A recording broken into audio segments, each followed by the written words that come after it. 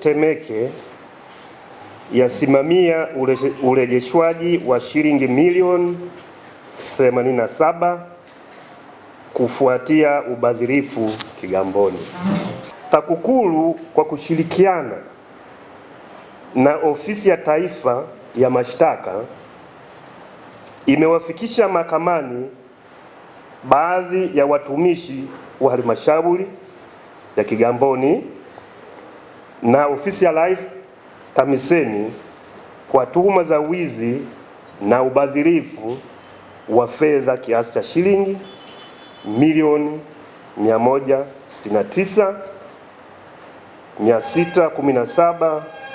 169,617,520 maarufu kama fedha za bakaa.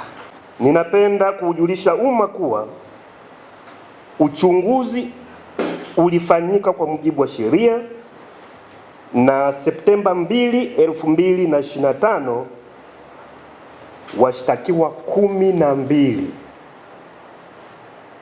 walifikishwa mahakama ya hakimu mkazi Kisutu mbele ya Mheshimiwa Hashim Makube kwa makosa ya kuendesha genge la uhalifu, uchepuzi, ubadhirifu, utakatishaji fedha na kuisababishia hasara serikali, makosa ambayo ni kinyume na sheria ya uhujumu uchumi namba 200, sheria ya kuzuia na kupambana na rushwa namba 329 na sheria ya utakatishaji fedha namba 423. Katika hatua nyingine, kufikia Machi 2026 washtakiwa watatu Juvenalis Babilas Mauna, Josephat Mutembei na Hamisi Kashinje Manfred wamekiri makosa katika makubaliano au pre-bargaining na wamesharejesha jumla ya kiasi cha shilingi milioni 87 na kulipa faini ya shilingi milioni 3,500,000. TAKUKURU mkoa wa Temeke ilifuatilia matumizi ya jumla ya shilingi bilioni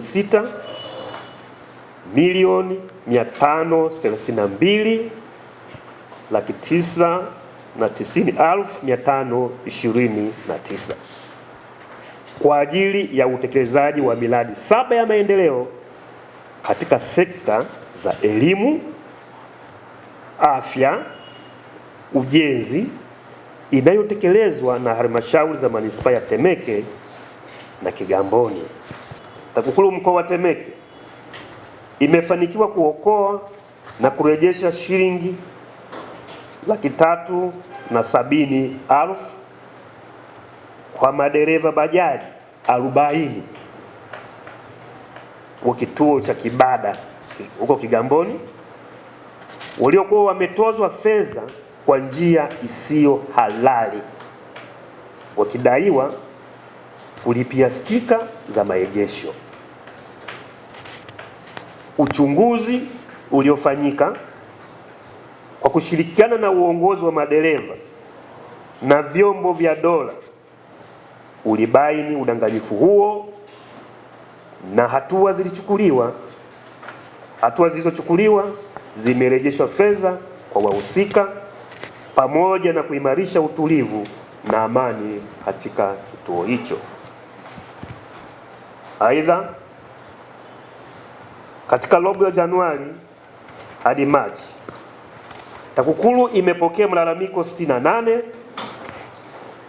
ikiwa ni ongezeko la 41.7 ikilinganishwa na robo iliyopita, hali iliyoashiria kuimarika kwa imani ya wananchi na utayari wa kuripoti vitendo vya rushwa. Wito: ndugu wananchi wa mkoa wa Kitakukuru wa Temeke, wenye wilaya za Temeke na Kigamboni, ninapenda kutumia fursa hii kuwahamasisha kushiriki kikamilifu katika mapambano dhidi ya rushwa. Mapambano haya yanamhusu kila mmoja wetu bila kujali nafasi au majukumu yake.